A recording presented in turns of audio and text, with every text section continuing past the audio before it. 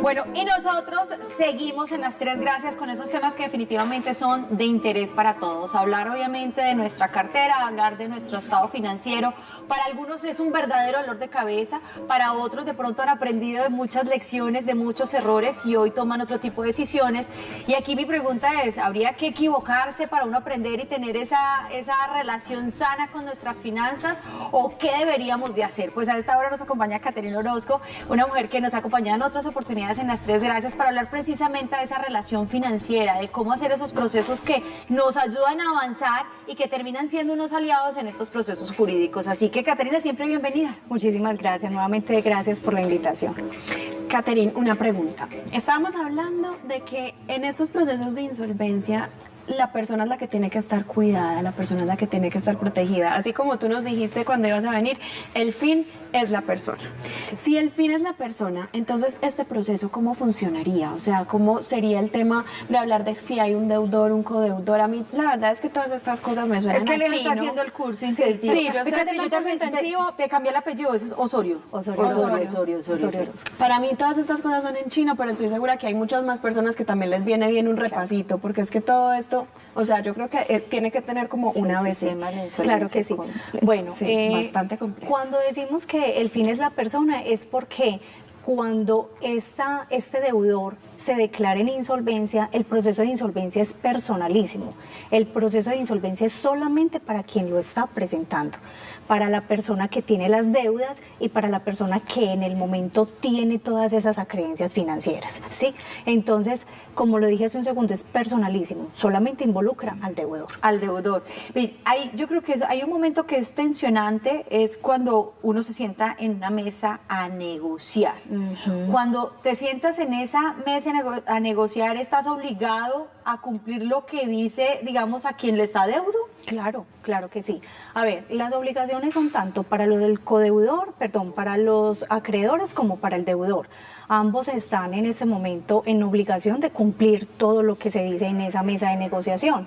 El deudor, pues, a pagar sus obligaciones, a pagar esas acreencias para así quedar a paz y salvo con ellos. Pero ¿y el acreedor? Porque imagino que tiene unas obligaciones también. El acreedor está obligado a aceptar ese acuerdo o esa liquidación de bienes que se pacta en la mesa. O sea, que te podrían estar llamando para uno, vea, tiene que pagar, recuerda que tiene que, Ya no lo podrían hacer, porque ese es el objetivo de la ley de insolvencia.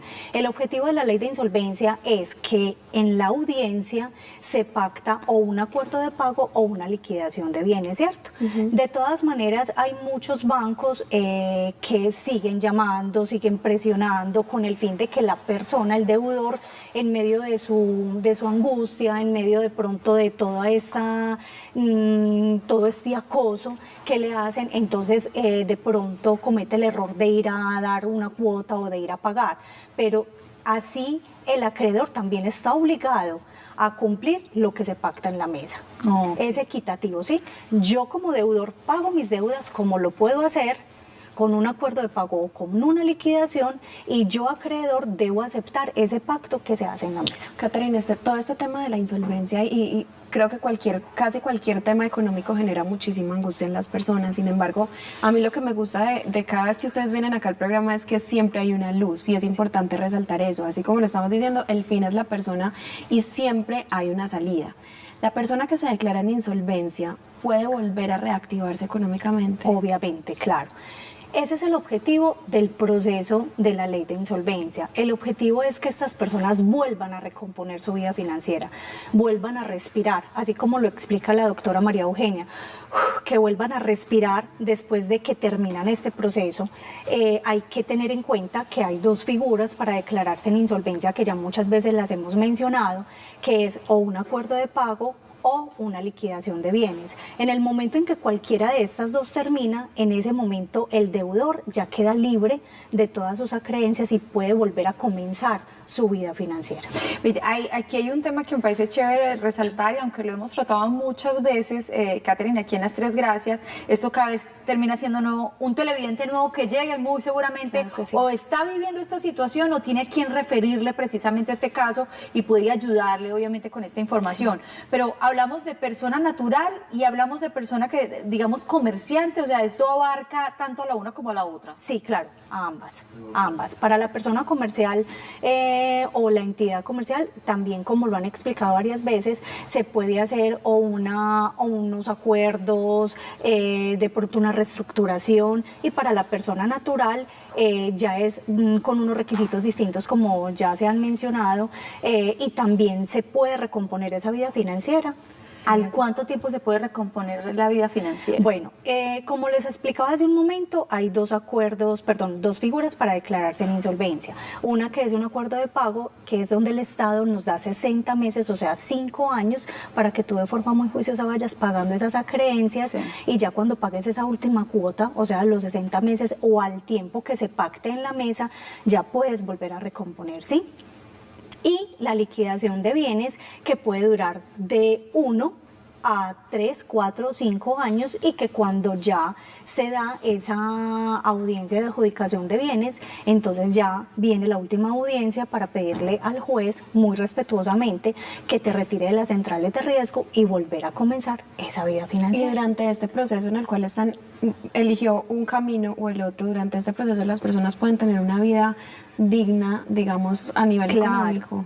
Sí, a ver, lastimosamente muchas personas creen o creemos que de pronto una deuda nos hace de pronto no tener vergüenza, o mucha gente dice no, qué pena, no vuelve a salir, se encierra, piensa una cantidad de cosas.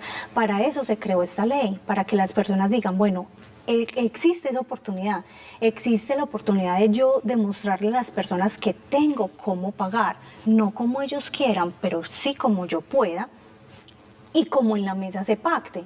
Entonces es muy importante hacerle ver a esas personas y a la sociedad, porque lastimosamente muchas personas viven en pro de la sociedad, de que de verdad tengo ese valor, esa ética de empezar a pagar, esas ganas de volver a ser yo y a tener otra vez esa vida financiera para que la gente vuelva a creer en mí. Eso, ya aprovechemos y voy a hacer la analogía, estamos en Semana Santa, muchos entonces van donde el padre, donde el cura, y entonces van y dicen todos sus pecados, y eso solo le queda al cura y le queda a quien cometió el pecado. Aquí podría también existir ese valor de confidencialidad, o sea, que comience ese proceso, pues no es que va a ser divulgado lo que está viviendo. Claro, no, hay muchas personas que piensan que contarlo también es vergonzoso, ¿sí? Como hay otras personas que dicen, no, pues no tengo que temer, estoy pagando, voy a comenzar otra vez a pagarle a mis acreedores y voy a empezar a quedar bien. Hay unas personas que se lo guardan, otras personas que lo exteriorizan, entonces no, pues es como de cada quien. Pero sí. qué tan importante es obtener cierta ayuda psicológica, porque es que Claro. cuando uno se encuentra en una situación económica difícil, uno se siente hundido en un hueco, que no hay luz, que no hay salida. Y la mayoría de las veces, lastimosamente, las personas que llegan a esta situación llegan al suicidio, llegan a pensar miles de cosas. Nosotros lastimosamente hemos tenido muchos clientes que hemos tenido que ayudarles con esa parte psicológica, que de hecho la organización presta esos servicios de psicología, de coach, para esa paz financiera. Entonces, es importante hacerle entender a las personas que no tienen que tener vergüenza el tener deudas, porque existe esta ley, existe para salvar vidas y para volver a recomponer todo esto que antes los estaba agobiando tanto. Yo le escuché a mi papá en algún momento de la vida y decía, el que no se endeuda no consigue, ¿cierto? Es una frase muy nuestra, decía, si usted no se endeuda no consigue, y a veces hay que hacer las paces con estas deudas, aprender a manejar, pero también entender que estas dinámicas pues podrían volver a pasar. ¿cuántas veces yo podría estar amparado por esta ley de insolvencia?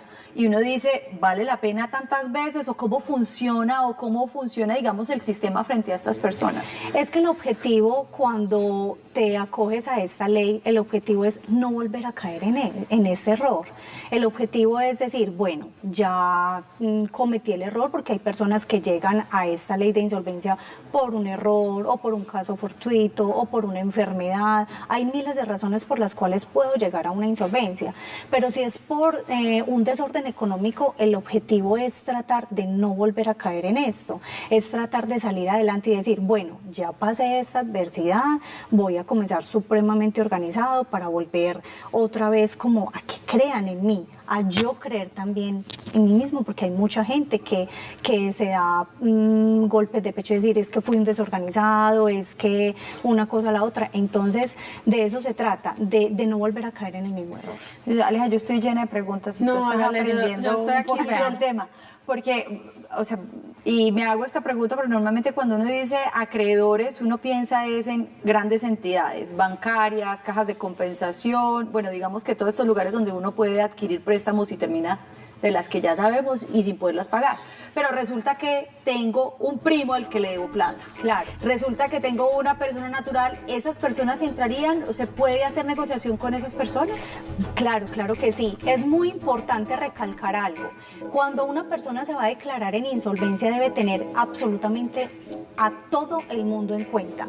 Si le debe a las entidades financieras, a las entidades comerciales, si le debe a don Pachito el de la tienda, a doña Margarita la de la natillera, a Juan el del pagadiario, porque es que no podemos ser ajenos a que hay ocasiones en que los pagadiarios son las deudas más altas que tenemos en comparación a una entidad financiera. Sí. Entonces debemos tener en cuenta absolutamente a todas las personas. Y en ese caso se hace un acuerdo y se llega a un acuerdo. Claro con que esa sí, persona. se maneja igual, se llega o a una liquidación o al acuerdo de... Este tema va a quedar cortico. Yo que estoy haciendo, en serio, yo estoy haciendo un estudio, pero desde el principio, pero está demasiado interesante y estoy segura que hay muchas personas que les interesa porque no tienen, hay gente que ni siquiera tiene idea de la gravedad de deudas que tiene. Sí. Y es interesante que traigamos estos temas a la mesa porque pues siempre tenemos que estar pendientes de nuestras deudas, de nuestras finanzas. ¿Cómo podemos encontrarlos en redes sociales? Bueno, los invitamos a que nos sigan. Estamos en Instagram, @insolvenciamaru. Y en Facebook, María Eugenia Orozco, como siempre, la del busito rojo. Ahí nos pueden encontrar y podemos aclararles todas las dudas, todas las inquietudes. Los estamos esperando con los brazos abiertos para poder ayudarles. Pues, Catherine, gracias siempre por acompañar. Esto creo que ha sido una tarea de cada que ustedes nos acompañan a aprender un poco más. Sin embargo, podríamos quedarnos cortos con todos los casos. Cada caso dice independiente, cada caso, digamos, con un desarrollo complejo. Entonces, la invitación es asesorar, hacerlo, y yo siempre he dicho que en el tema legal y en el tema médico siempre está la vecina que sabe de medicina y sabe de derecho, y ni lo uno ni lo otro. Aquí uno tiene que irse a quienes saben realmente, y este podría ser un dolor de cabeza que muy seguramente no le está dejando dormir, que está esperando. Gracias, Catherine, por acompañarnos. Mucho gusto, gracias a ustedes. Bueno, más temas en las tres, gracias.